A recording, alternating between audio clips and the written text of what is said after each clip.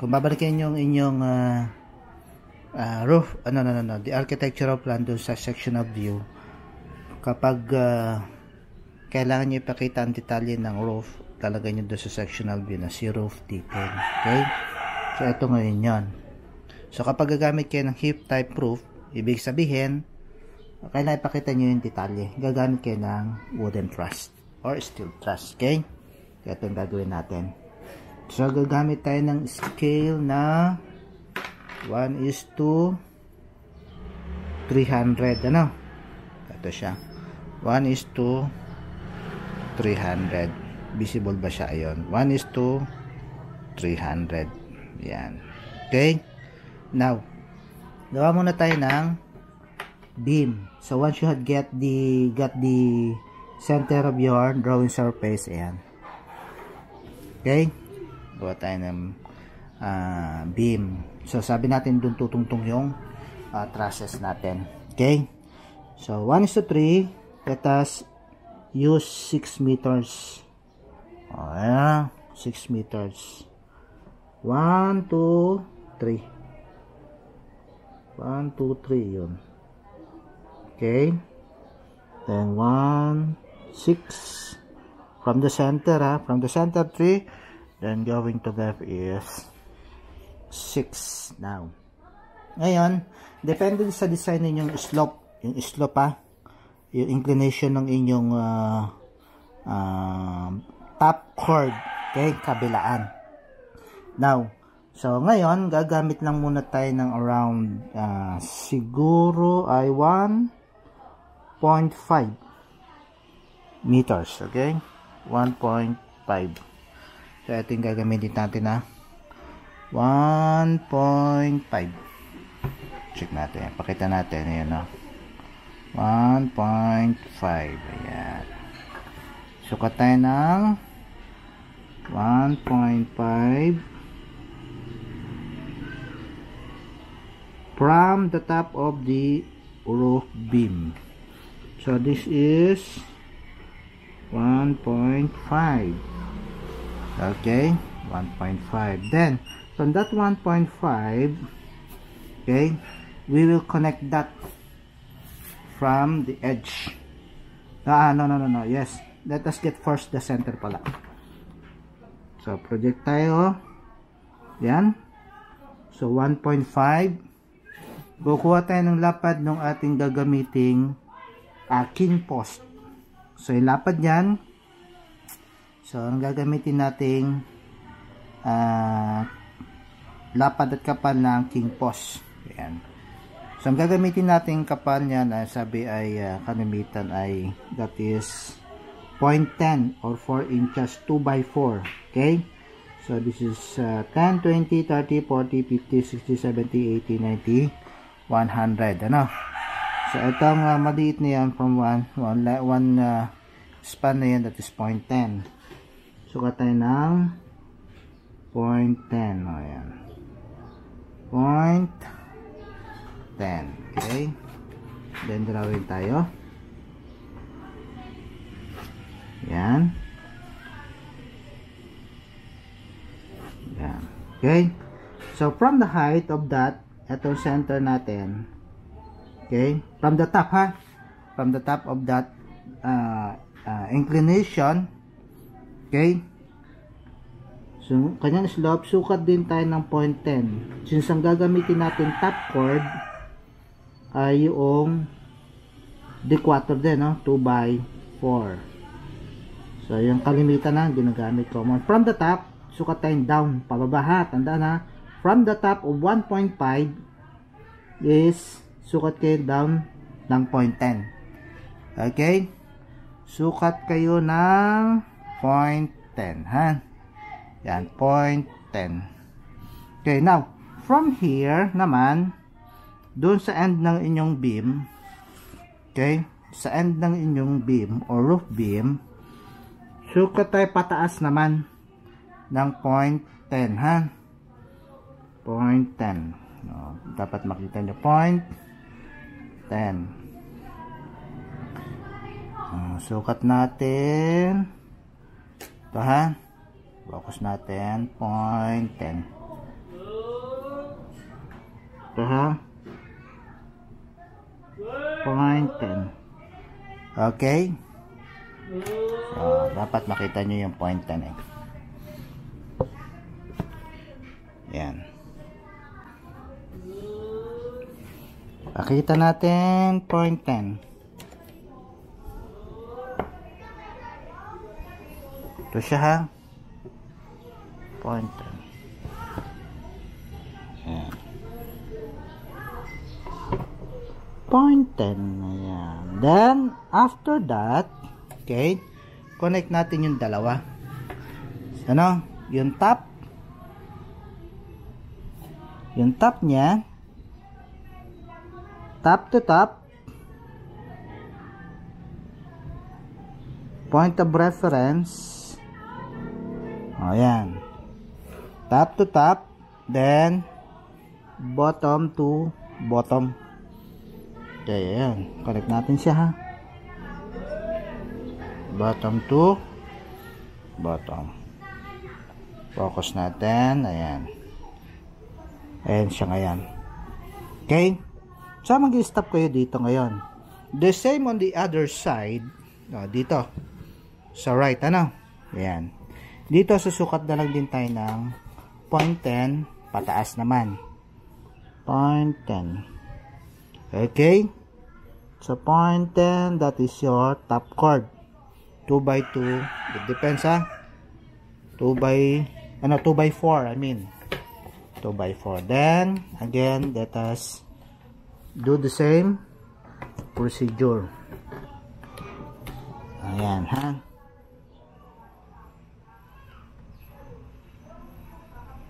Okay. Top to top. Bottom to bottom. Okay. Then, from the end of this, sukatan natin itong ating beam. Yan ang beam. Yan ang beam. So, from the corner or the end of that beam, we have to measure for the eaves or the overhang of your roof.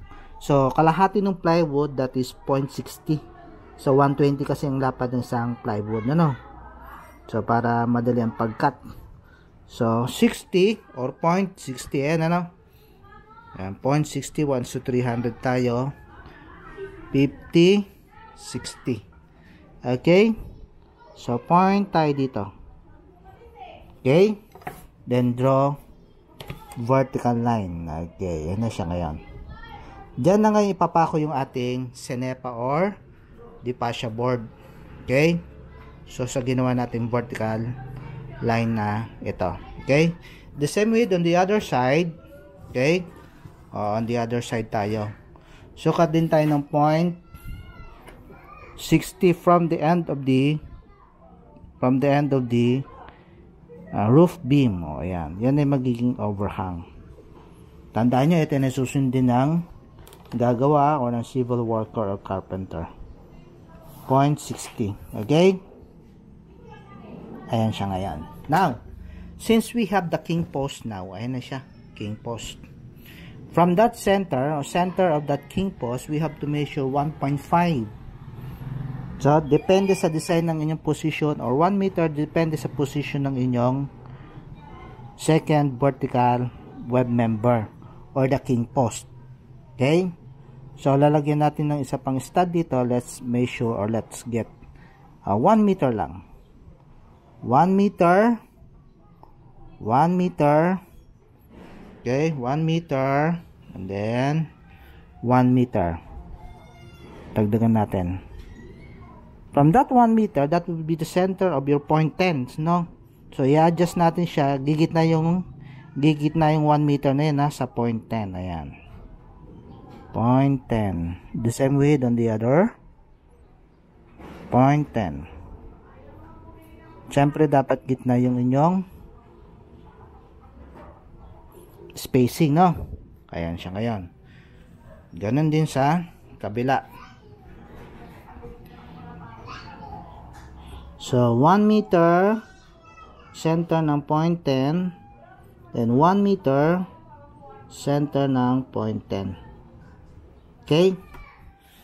So, dito, pwedeng gumamit ng 2 by 3. Okay? 2x3, 2x4. Ayan. So, sa baba, sa ating bottom chord, dapat mas malapad. So, vertical, vertical, vertical, vertical. Vertical line, ha? So, ayan siya. Vertical line. Then, next is, gagawa tayo ng diagonal. Pero before the diagonal, let us measure first the width of the bottom chord. So, bottom chord, we will use 2x5. No? Para kasi magdadala ng bigat yan. So, depende sa design ninyo, ha? So, pwede nyo pasuri din to sa structural engineer. Depende kasi sa loading yan, yung bigat, ano? So, from that, so that is ang 0.10. So, 0.5 yon. Okay? 0.10 around 12.5. Kasi 15 ang 15 ang this is. So, 12.5. 12.5 mm. So, 1, 2, yan. Okay? Ito yung ating D5 na bottom chord. Ayan. Draw horizontal line. Ayan. That would be now your bottom chord. Dalawa yan. Then, let us draw the collar plate dito. A piece of thick plywood ito na nagko-connecta doon sa top chord and the king post. Kumbaga, iipitin niya itong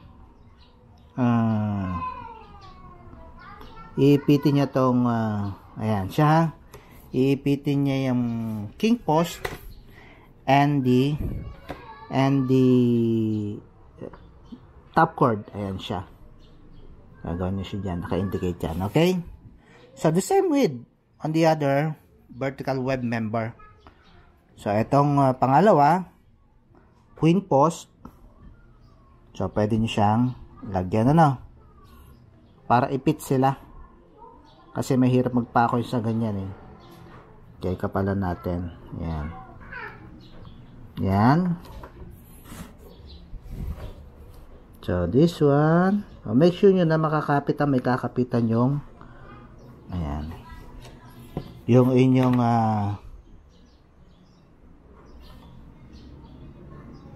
collar plate. Ayan. Pwede nyo i-cut o pwedeng i-diretso nyo na. Depende sa design ninyo. Pero make sure ninyo na nandoon yung strand, ha? O, pang-ipit niya. Kabilaan to, ha? Kabilaan niya ng tapan yan. Depende nga sa inyong structural. Then, lalagyan din natin siya ng diagonal for support para yung bigat ng bubong dito. Saka kahit tungtungan man siya, okay? Ay tawag nito, may tukod. Pwede siyang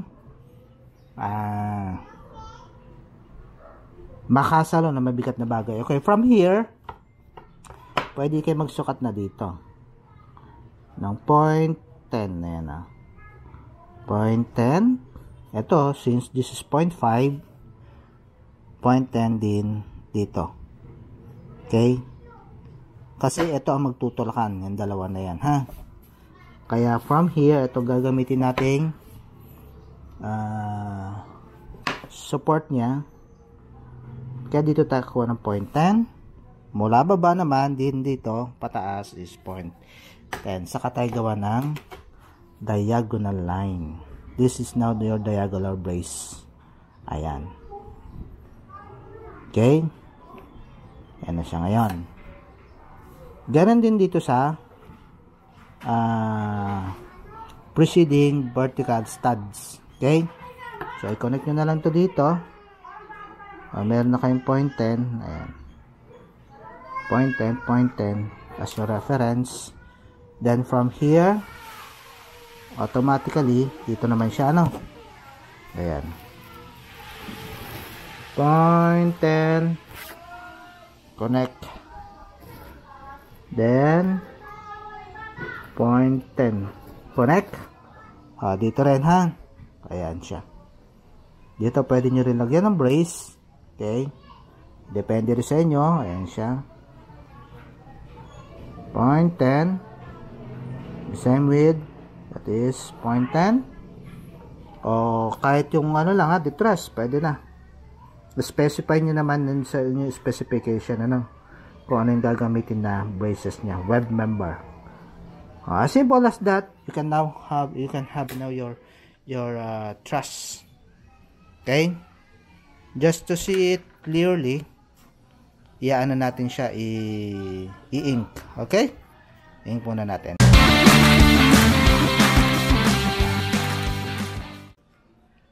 Okay? Ayan, na-ink na natin. So now, once you have the complete illustration of that truss, okay? Ano siya? So, you have to start on placing the specification. So, lagyan nyo siya ng arrow. Okay? So, isa-isahin natin. This is okay.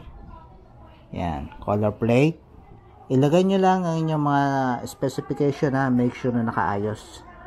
The top chord, the king post, okay, the diagonal stud, the queen post, and then the bottom chord. So, lagyan natin tong here na lang yung bottom chord. Tapos, lagyan natin ng arrow.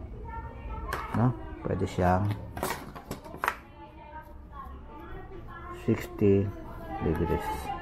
Okay, this one is, dito na lang yung beam. So, i-align natin siya para maganda ang presentation ng inyong drawing. Then, sabi natin, gawa kayo ng guidelines. Lagi ha. Guidelines natin para sa ating lettering. Paalala uli, ang lettering, make sure na pinahusay ninyo ang inyong pagka-lettering. So, for clear understanding, make sure na malinaw ang inyong dito na lang ito yung beam, yung inyong message. Okay? So, sabi natin, this is first natin ay color plate. So, color plate. First,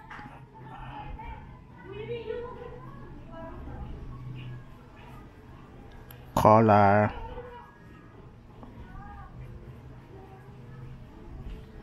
plate.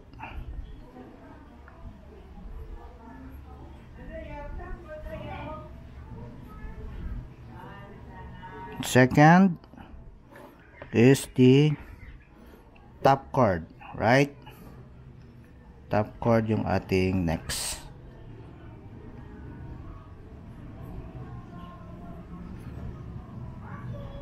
Top chord.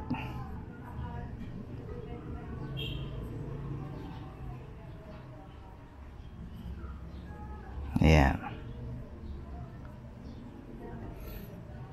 Top chord. Next is the king post. Okay? King post.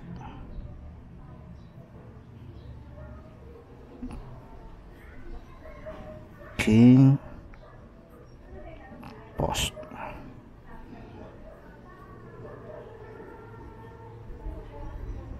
Next is this one is queen post. Actually, those are a web member. Queen post. Lagyan natin paalala ha, lettering is the first to consider you have to master. The other one is the diagonal stud. Okay? Diagonal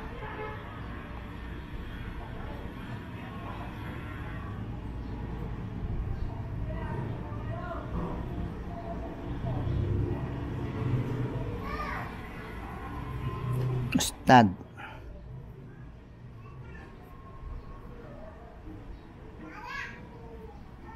Then the last, second to the last is the bottom chord. Bottom chord.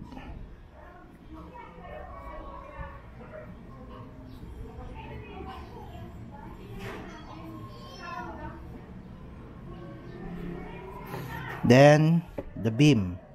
So this is beam or roof or RC beam, reinforced concrete or roof beam.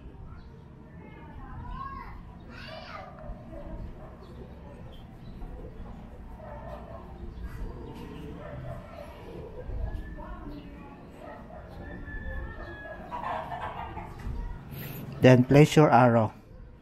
Pwedeng makapal lang naman na yung kulay na ganyan, ano. Then the king post,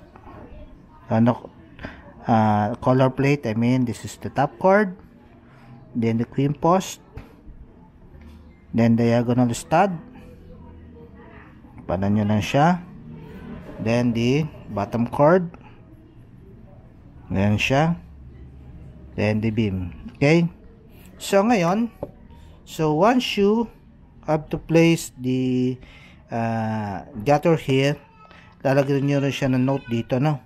Pwedeng bilog dito, mag-sketch. C, yan, C, roof detail, lalagyan nyo dyan, ha?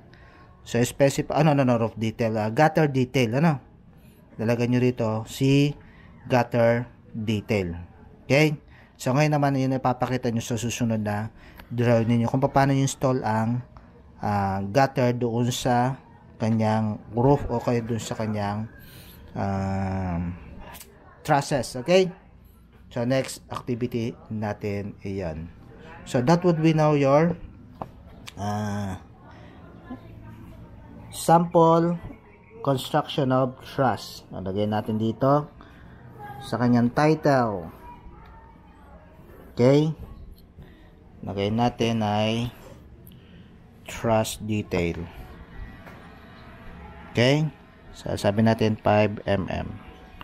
Pag gusto nyo malapad-lapad, makapal na pencil, ayan. Pwede nyo gawin ng chisel type, ano? Ang inyong pencil. This is truss detail. Okay.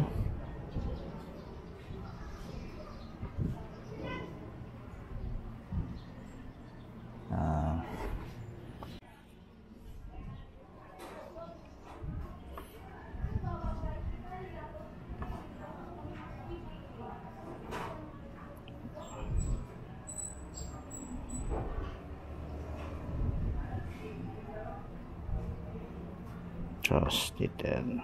I-blend lang natin to, ha. Ayan. Truss detail.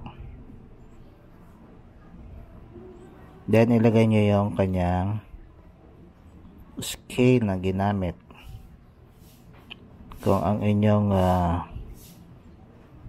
floor area ay nagko-cover ng 30 square meter. This is truss detail. Okay, then line, pwede nyo lagyan ng bilog dyan sa bandang dulo. Nalagyan na natin sample. So scale is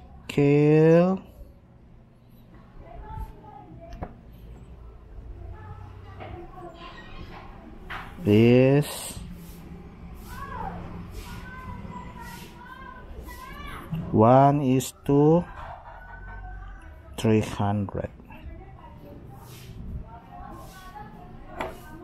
300 meters or MTS.